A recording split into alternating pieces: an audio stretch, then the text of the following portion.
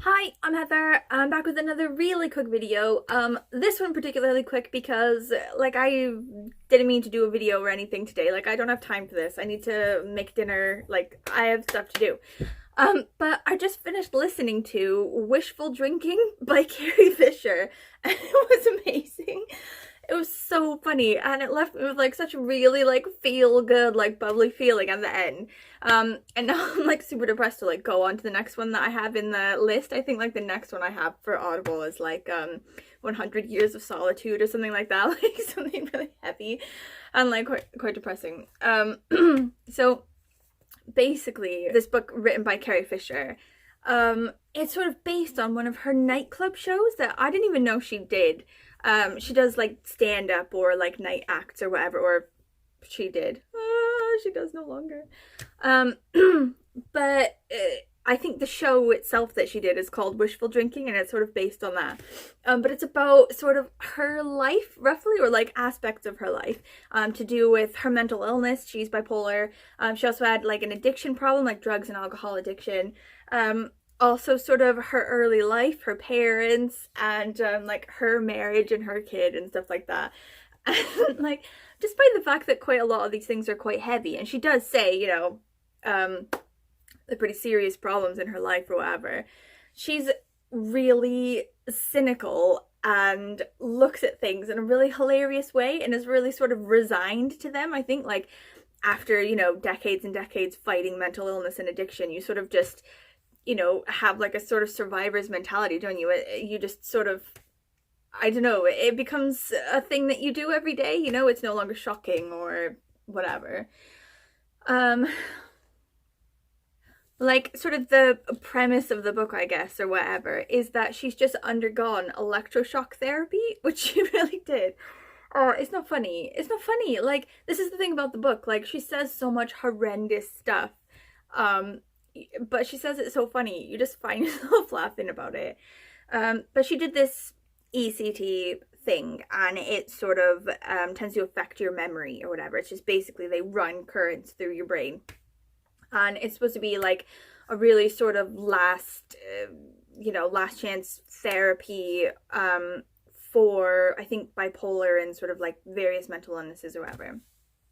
And it really hammers your memory. So she's like saying that she needs to reacquaint herself with herself. She needs to sort of relearn about herself. So she's saying, did you know that I wrote 4 novels? How cool is that? Like, as if she had no idea, like, oh, and one was made into a movie. That's really cool, huh? But anyway, so she's got these 2 parents. Like, I don't know if you know anything about Carrie Fisher. Like, I actually didn't really know that much about her. I really liked her because I've seen her, like, on, Graham Norton or whatever, like, night shows, and she's hilarious.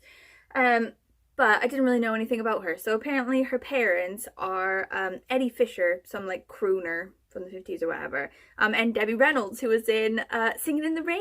And I think actually looking back on it, I do remember like they died, like Carrie Fisher and Debbie Reynolds like died within a day of each other, which is really sad.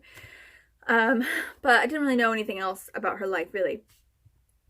And she says because she has these 2 like celebrity parents or whatever, she's the product of like Hollywood inbreeding.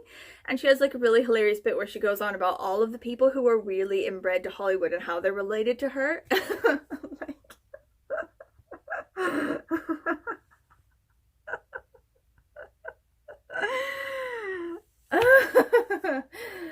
Oh my god. It's so funny.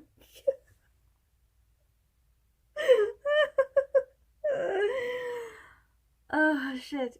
But like she says that because of her like Hollywood inbreeding or whatever, that she doesn't have a conventional sense of reality. It's just like a sort of Hollywood sense of reality, and that makes loads of sense.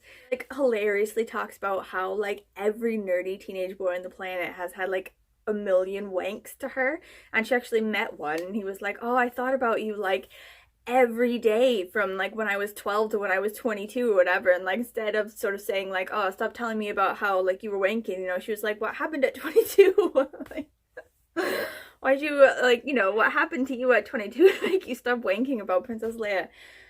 And she talks about how her friend died in her bed. Like, holy crap, that's horrific. And apparently it gave her like a bit of PTSD or whatever. But as she's sort of talking about it, she's like, oh, he's gay and he's a Republican, blah, blah, blah. And then she's like, why would you be gay and Republican? Like, surely the thing that we should focus on here is that he died in your bed, you know, not that he was like weirdly gay and Republican. There's also this like hilarious story about how her brother accidentally shot his upper thigh with like a show gun. Like, obviously her parents are in show business, so they have like these pretend like guns in the house. But it turns out it was actually a real gun. It wasn't a fake gun. So he accidentally shot his upper thigh and he had to go to the hospital, and like her mother was then booked for like a charge of possessing a firearm without a license or whatever. And just the way that she tells it was absolutely hilarious. Like, I was getting coffee this morning at work when I was listening to it, and I think people think that I'm basically crazy. I was just like laughing to myself for ages. Like, I've got those tiny headphones and like big hair, you know, like they probably didn't even see that I was listening to headphones. They probably just saw me at the coffee machine going but like, as part of that story where like her little brother or whatever shot himself in the leg and was like bleeding all over the place, she like has this other part where he was in a cab years later, and it turns out that that guy who took him to the cab, or took him in the cab to the hospital, why they didn't get an ambulance, I don't know. But they took a cab, and that same cabbie remembered him and was like, are you so and so and so? And he's like, yeah. And he like pulls out this like bloody piece of sheet. He's like, this is the tourniquet we used on your leg. I've kept it this whole time. And the guy's like, oh, thanks. Oh my god. And she's just so funny. She has loads of like little things. Like, every time it absolutely made me bust out laughing in somewhere public, I like wrote it down. Like, okay, wait, I got okay. So like when she's saying so-and-so thought her mother was a lesbian, she's like, obviously she's not a lesbian, she's just a really bad heterosexual. They're talking about the time that her father accidentally ate his hearing aids, and then they had to sort of like speak up to him by talking to his ass. Like, telling the story about how there was like a Princess Leia doll at a Comic-Con convention where she goes when she's lonely, and like she could see that there was actual like, you could see up the dress to the vagina, and she called it her galaxy snatch, and she was like taken over. Like, she was like, how dare he use his rights to my image to like make a doll with like my full galaxy snatch available to everyone. The father of her child, Billy Lord, I had no idea, but he apparently left her for another man. Like, she made him gay, and she makes jokes throughout the whole thing about how she's like turned all these different people gay.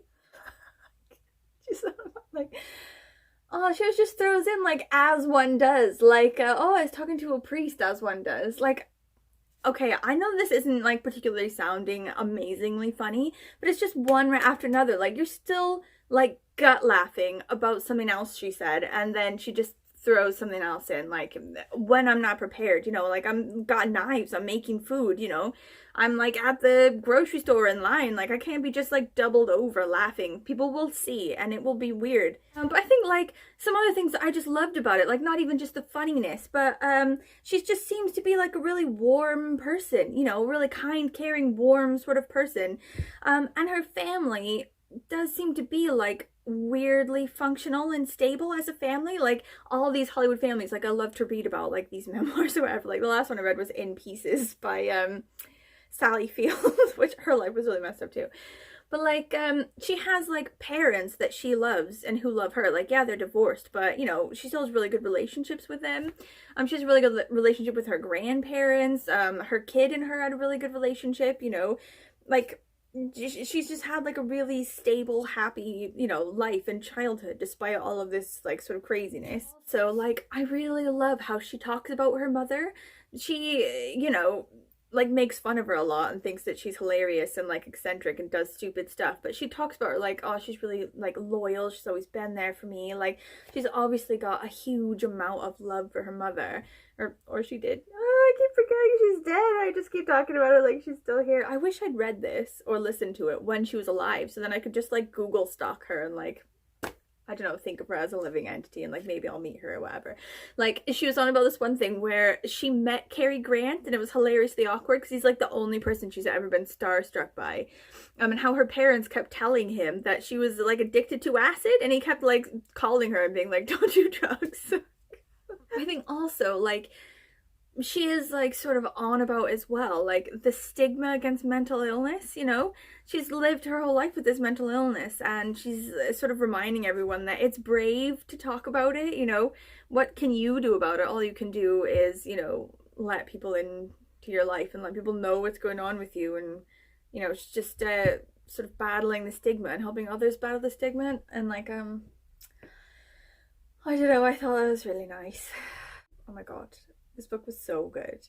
Like, I don't even have like coherent and like set out things to say about it. Like, I can't even structure my views of the book into like things that make any sense. It's just like me spewing about how hilarious it was, and I'm really sorry. But holy shit, go buy this book, or like get the Audible. Like, the Audible version is really amazing because it's actually read by her, and the way that she reads it, I imagine, is how she would do it in the show. Like, absolutely hilarious.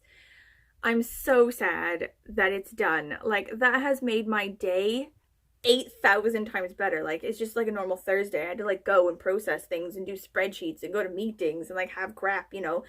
But like, with that in the background, this day has gone like nothing. I'm sad it's over.